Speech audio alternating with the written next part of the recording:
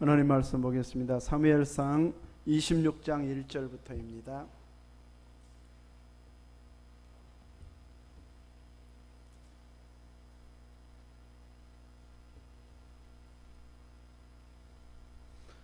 (26장 1절에서 13절까지) 봉독하겠습니다. 10사람이 기브아에 와서 사울에게 말하 이르되 다윗이 광야 앞 하길라 산에 숨지 아니하였나이까 하며 사울이 일어나 광야에서 다윗을 찾으려고 이스라엘에서 택한 사람 3,000명과 함께 광야로 내려가서 사울이 광야 앞 하길라 산 길가에 진친이라. 다윗이 광야에 있더니 사울이 자기를 따라 광야로 들어옴을 알고 이에 다윗이 정탐꾼을 보내어 사울이 과연 이룬 줄 알고 다윗이 일어나 사울이 진친 곳에 이르러 사울과 네리 아들 군사령관 아브넬이 머무는 것을 본즉 사울이 진영 가운데 누웠고 백성은 그를 둘러 진쳤더라. 이에 다윗이 옛사람 아히멜렉과 스루야의 아들 요압이 아우 아비새에게 물어 이르되 누가 나와 더불어 진영에 내려가서 사울에게 이르겠느냐 하니 아비새가 이르되 내가 함께 가겠나이다. 다윗과 아비새가 밤에 그 백성에게 나아가 본즉 사울이 진영 가운데 누워 자고 창은 머리곁 땅에 꽂혀 있고 아브넬과 백성들은 그를 둘러 누웠는지라. 아비새가 다윗에게 이르되 하나님이 오늘 당신의 원수를 당신의 손에 넘기셨나이다.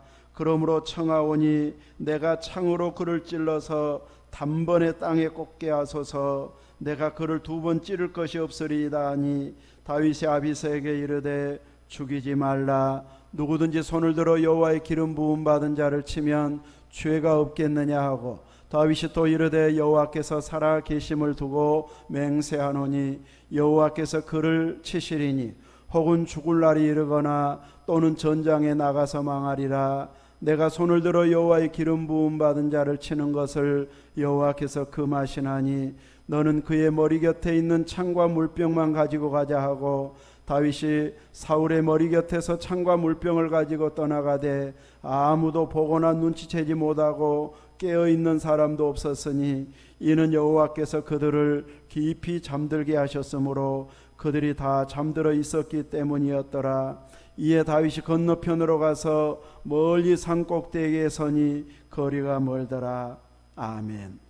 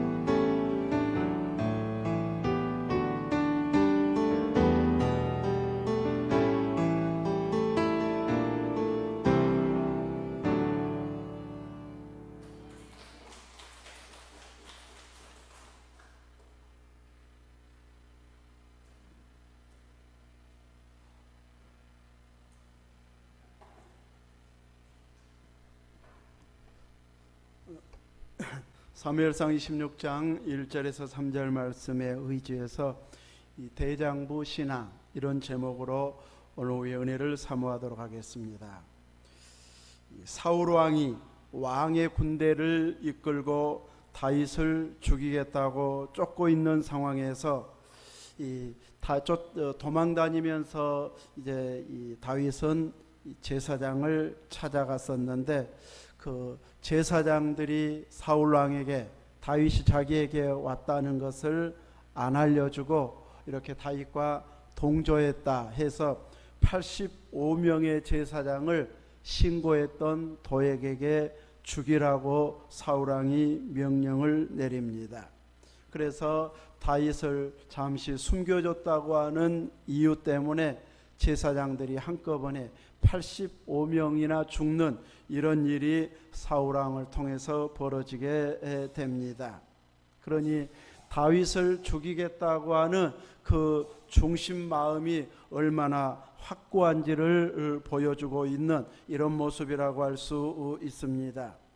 그래서 이 어떤 자가 엔게디 광야에 다윗이 있습니다 하는 이런 말을 듣고 사울은 3,000명의 군사를 거느리고 들염소 바위로 올라가게 되어졌는데 또 생리현상은 그 전쟁 중에도 있다 보니까 뒤를 보러 굴 속에 들어갔을 때에 아마 그 안에 먼저 다윗의 일행들이 있었기 때문에 얼마든지 마음만 먹으면 이제 죽일 기회가 있었지만 다윗은 그때 죽이지 않고 옷자락만 베었었습니다. 그런데도 마음에 찔려가지고 하나님의 기름 부음 받은 종의 옷자락을 내가 찢었네 하면서 베었네 하면서 좀 마음 편하지 않는 이런 반응을 보이고 있습니다. 적어도 나를 죽이려고 한 사람 앞에서는 세상에서도 자꾸 율법을 안 믿는 사람들도 들먹이잖아요. 이에는 뭐라고요? 이에는 이, 눈에는 눈 하면서 똑같이 복수해야 된다.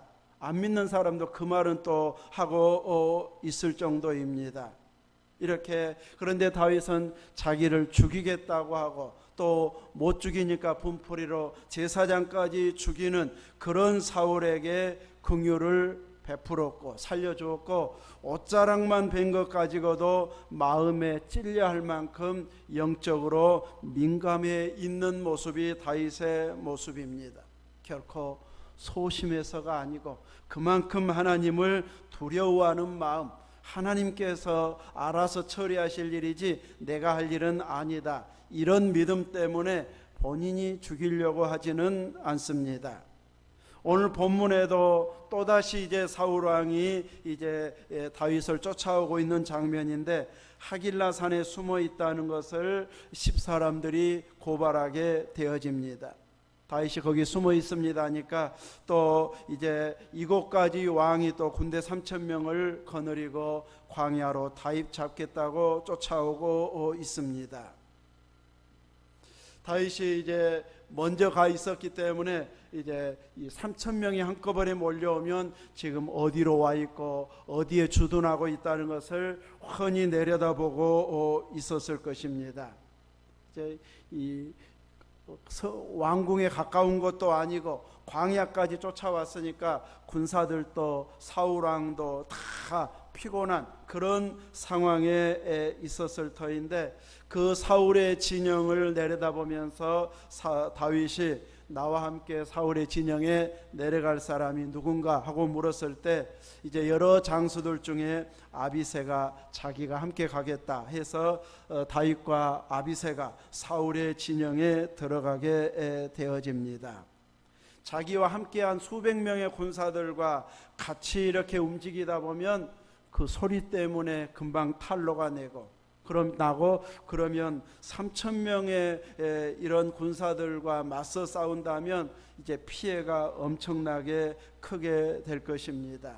금방 탈로도 나고, 그래서 군사들을 다 데리고 가지 아니하고 아비새만 데리고 이렇게 은밀하게 정탐꾼처럼 형편을 보러 가게 되어지는데, 가서 보니까 사울 왕은 진영 가운데 누워 있고 창은 머리맡에 땅에 꽂아두고 자고 있고, 아브넬 장수를 비롯한 군사들도 빙 둘러서 다 누워서 자고 있습니다. 아주 전투가 아주 맹렬한, 서로 누가 이기냐 지느냐 이런 아주 위기 상황에서 대치하고 있는 이런 상황이라면 다 잘 수가 없어요. 보초 세워놓고 우리 잘 테니까 지켜라 하면서 순번 돌아가면서 이렇게 지켜야 되는데, 이제 다윗은 계속 도망 다니다 보니까 자기들에게 위기 상황이 올 것이라고 전혀 상상도 하지 않습니다. 창을 그래도 잘 때는 손 옆에다 딱 놓고 부스럭 소리만 나면 짚고 내가 대처하리라 해야 되는데, 아예 땅에다 딱 꽂아놔 버립니다. 그리고 장수들도 군사들도 삥 둘러서 다 자고 있습니다. 설마 다윗이 우리한테 쫓아오겠느냐, 지 무서우니까 도망만 열심히 다니겠지 하면서 이제 보초 한 명도 세우지 않고 모두가 피곤해서 잠들어 있는, 왔다가도 무기를 가지고 가도 모를 만큼 지쳐 있는, 자고 있는 모습입니다. 왜요? 너무 피곤하니. 왕궁에서부터 광야까지 먼 길을 왔기 때문에 얼마나 피곤하겠습니까? 좋은 일로, 즐거운 일로 쫓아온 것도 아니고 다윗 잡겠다고 다윗 쫓느라 심히 피곤한 상태였을 것입니다. 평지도 아니고 예루살렘에 가까운 지역도 아니고 광야로, 또 산 위에 바위 틈에 오르락내리락 해야 되는 이런 장소이다 보니 다니기만 해도 급 피곤해질 그런 환경 가운데 와 있기 때문에 이렇게 피곤해서 다 자버리고 자기들이 해야 할 일 도리들을 하지 못하고 있는 이런 모습을 보이고 있습니다.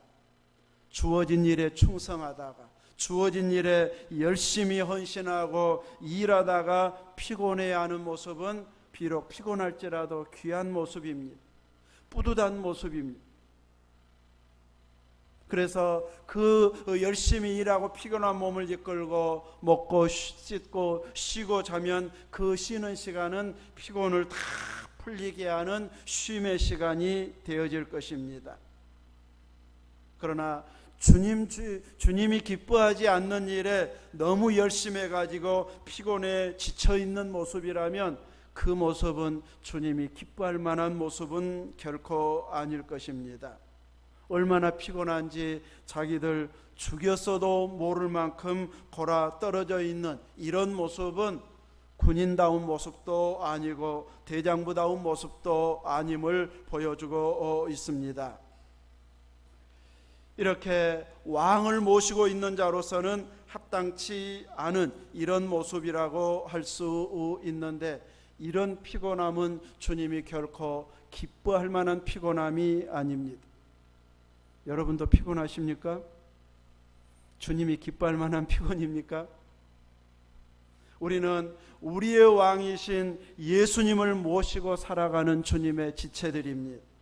그래서 우리의 피곤한 모습을 보시면서 주님이 쓰다듬어주고 위로해주고 내가 힘주마, 주님 일에 열심하면서 피곤하면 이런 위로의 주님을 느끼도록 말씀으로 은혜 주시고 찬송이 힘이 되고 기도하는 것마다 응답받게 해 주시어서 피곤한 줄 모르고 지친 줄 모르고 다시 힘내서 일하는 이런 은혜를 베풀어 주실 것입니다. 우리는 이렇게 주님이 인정해주고 세임 주실 만큼 주님이 기뻐하는 일에 피곤한 자가 되어져야지, 주님이 그 일 때문에 네가 피곤해하고 예배에 집중하지 못한다면 내 마음에는 안 든다, 고개를 흔드는 이런 모습으로 너무 피곤이 쌓이게 해서는 안 될 것입니다. 왜냐하면 그 피곤이 누적되다 보면 몸도 상하고 영적인 상태도 점점 무기력해지는 쪽으로 가버릴 수 있기 때문에 늘 주님과의 관계는 가까워지고 주님께서 은혜를 주실 만큼의 믿음의 상황에서 활동하고 일하는 이런 우리들이 되어져야 할 것입니다. 대장부는 싸움만 잘한다고 대장부가 아닙니다. 나 다른 사람보다 탁월한 월등한 능력을 갖고 있어야만 대장부가 아닙니다. 대장부 신앙하니까 나는 대단한 믿음이 아니니까 아예 나는 대장부 신앙 아니네 하고 처음부터 포기할 만한 그런 것이 결코 아니라는 것이죠. 주어진 위치와 환경에서 내가 어떻게 행동하면 주님이 기뻐하실지를 잘 분별해서 지혜롭게 행동하는 그 행동이 대장부다운 행동입니다. 군인 중에는 연락병도 있습니다. 직접 가서 막 맞서 죽어라 싸우는 자가 아니고 전쟁이 일어났습니다 하고 그냥 알려주기만 하는 이런 연락병도 있습니다. 다 쉽겠다 하지만 그 연락이 잘못돼 버리면 이제 이 배달도 끊겨버리고 공급도 안 되고 도움 주러 올 사람도 없어버리고 몸으로는 편할지 모르지만 그 사람의 역할이 너무나도 중요하기 때문에 누군가는 그 역할을 해야 됩니다. 다윗과 함께 갔던 아비새는 자고 있는 사울왕의 군사들을 보면서 하나님이 오늘 당신의 원수를 당신의 손에 넘기셨습니다. 명령만 저에게 내리면 두 번 찌를 것도 없겠습니다. 단번에 쳐버리겠습니다 하고 명령만 내리라고 말합니다. 다 자고 있고 창은 꽂아져 있으니 그거 뽑아서라도 찔러버리면 죽게 되어 있습니다. 그 일을 하나님이 당신 손에 붙이셨습니다. 말씀만 내리십시오, 명령만 내리십시오 하면서 이제 죽이길 수 있는 기회를 달라고 다윗에게 요구하고 있습니다. 자기를 죽이겠다고 계속 쫓아다니는 사울왕 때문에 지금 도망자 아닌 도망자가 되어 계속 피해 다니고 있는 다윗이기 때문에 그 명령 한 번만 내리면 이제 도망 생활 안 해도 됩니다. 자기를 죽이는 자가 더 이상 쫓아올 수 없는 그런 마무리가 되어지는 상황이 올 수 있습니다. 그런데도 불구하고 다윗은 죽여라 명령하지 않고 죽이지 말라고 말합니다. 그 이후로 누구든지 여호와의 기름 부음 받은 자를 치면 죄가 없겠느냐, 나를 어떻게 대하는지 여기에 대한 관심보다도 그 일을 하나님이 기름 부은 자이기 때문에 결코 기뻐하시지 않을 것 같다. 나는 차라리 도망다니는 이런 생활을 계속한다 할지라도 하나님의 기름 부은 자를 직접 죽이지는 않겠다 하면서 죽이지 못하게 합니다. 그러면서 여호와께서 그를 치시리니 혹은 죽은 날이 이르거나 또는 전장에 나가서 망하리라 하면서 머리맡에 있는 창과 물병만 가지고 가자 해가지고 죽이지 않고 그대로 빠져나옵니다. 다윗의 이 아비새에게 했던 말은 예언 아닌 예언이 되어버려서 나중에 사울의 죽음이 다윗이 말한 그대로 되어버렸습니다. 혹은 죽은 날이 이르거나 또는 전장에 나가서 망하리라 이렇게 하나님께서 처리할 것이라고 말했는데 블레셋과의 전쟁에서 사울과 함께 그 세 아들이 동시에 죽임을 당하게 됩니다. 다윗이 손대지 않았습니다. 이렇게 사울왕은 죽음에 이르게 되어졌습니다. 우리는 이 아비새의 장담과 다윗에 대하는 태도의 모습을 보면서 누가 더 대장부다운가 이것을 살펴보려고 오늘 본문을 삼게 되어졌습니다. 두 사람 다 하나님을 언급하고 있잖아요. 아비새는 아비새대로 하나님께서 오늘 당신의 원수를 당신의 손에 넘겼습니다. 하나님이 주신 절호의 기회입니다. 원수를 물리칠 수 있는 기회입니다. 이건 두 번 찌를 것도 없이 단번에 찌를 수 있습니다 하면서 하나님이 주신 기회라고 하면서 하나님을 언급하고 있습니다. 다윗은 다윗대로 여호와의 기름 부음 받은 자를 치면 죄가 없겠느냐, 다윗도 여호와의 이름을 언급하고 있습니다. 둘 다 하나님을 언급하고 있는데 모두가 신앙적이다 이렇게 말하기는 어려울 것 같습니다. 분명히 하나님의 이름을 언급하고 신앙적인 용어를 사용해서 표현을 하고 있는데 행동은 자기 중심, 자기 이속 챙기는 것이 앞서 있다면 그것은 하나님 중심의 행동이 결코 아니기 때문에 대장부답다 이렇게 말할 수가 없습니다. 일처리는 능숙하고 큰 일을 했다 할지라도 하나님의 이름, 하나님이 기뻐하지 않는 일에 큰 일을 해냈다면 그는 결코 신앙적인 대장부는 아닙니다. 자기 원수 갚는 것이고 자기 계획을 앞세우는 것이고 자기 중심으로 행동하는 이런 모습이지 믿음의 대장부는 결코 아닙니다. 어쩌면 죽이는 것이 훨씬 간단하고 뒷일을 막을 수 있는 이런 기회가 되어집니다. 다윗은 사울을 살려줬기 때문에 엄청난 대접받은 것 아닙니다.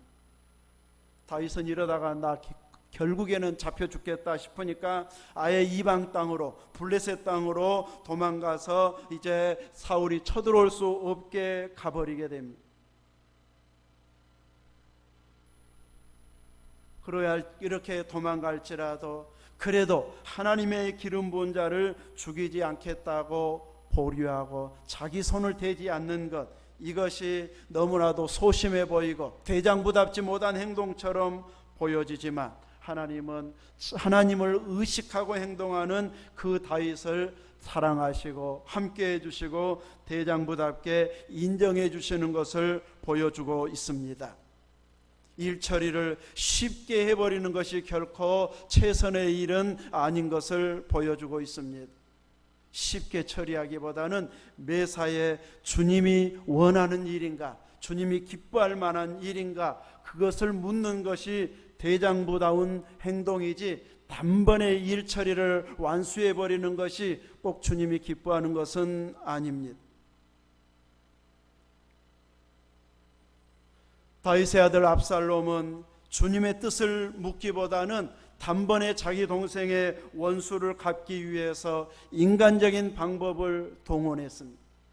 3년 동안 계획을 짜고 기다렸다가 양털 깎는 날에 왕을 초대했다가 왕이 안 온다고 하니까 다른 이제 자기 형을 암논을 보내달라 했을 때 다윗의 마음이 영 놓이지 않으니까 이제 암논만 보내는 게 아니라 왕자들 다 보내게 되는데 압살롬이 이미 자기 부하들한테 명령해 가지고 이제 신호를 보내면 암논만 죽여라.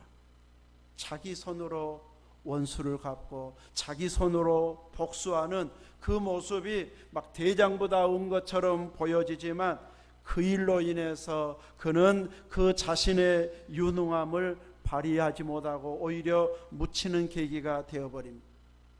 다윗이 나이 들고 늙었을 때에 모든 백성들이 압살롬이 왕이 됐으면 좋겠다 할 만큼 인기도 있고 대장부답고 유능함이 참 많은 자였지만 하나님께서 그를 떠나가심으로 인해서 그는 하나님 사랑하는 자를 자기 힘으로 눌러버리고 그것도 아버지를 이제 몰아내면서까지 왕의 자리를 차지하려고 했다가 전략 하나 잘못 짬으로 인해서 죽어가게 되어집니다. 인간적으로 그 유능함이 다 허사가 되어버리게 만드는 것을 보게 됩니다. 이렇게 하나님의 방법이 아닌 자기 계획을 앞세워서 자기 방식으로 일하는 것은 주님이 결코 기뻐하지 않는 모습입니다. 대장부다운 신앙을 보여주고 있는 것이 아니라는 것이죠. 이제 강하게 밀어붙이는 것만이 아닌 철저하게 큰 일이든 작은 일이든 먼저 주님을 생각하고 주님은 어떻게 생각하시고 무엇을 원하실까 항상 주님 따르기를 원하는 이런 자세로 순종하며 가는 길이 대장부다운 신앙입니다. 그래서 이 젊고 유능한 자만 대장부의 신앙일을 갈 수 있는 것이 아니고 주의 말씀에 민감하게 반응해서 다른 사람은 대수롭지 않게 어겨버리는 그 말을 두려워하면서 이거 주님 성경에 안 맞는 것인데 하면서 철저히 성경대로 살려고 몸부림치는 그 모습이 되면 대장부다운 신앙의 길을 갈 수 있습니다. 내 생각 앞세우지 아니하고 철저히 주님의 방식으로, 말씀의 방식으로 순종해서 당장은 손해 같아도 끝까지 말씀대로 순종하면 하나님께서 내가 계획한 것보다 훨씬 더 좋은 길로 이끄셔서 이 일이 잘 처리되게 해주시는 그런 광경을 보게 해주실 것입니다. 그래서 대장부다운 신앙이 중요합니다. 나이 들어도 충분히 대장부다운 신앙의 길을 갈 수 있습니다. 말씀을 의식하고 주님을 의식하면서 이 믿음의 길을 어떤 상황에서도 끝까지 믿음 중심으로 살아가서 우리 모두의 신앙이 대장부다운 신앙이 될 수 있기를 주님의 이름으로 축원합니다. 아멘.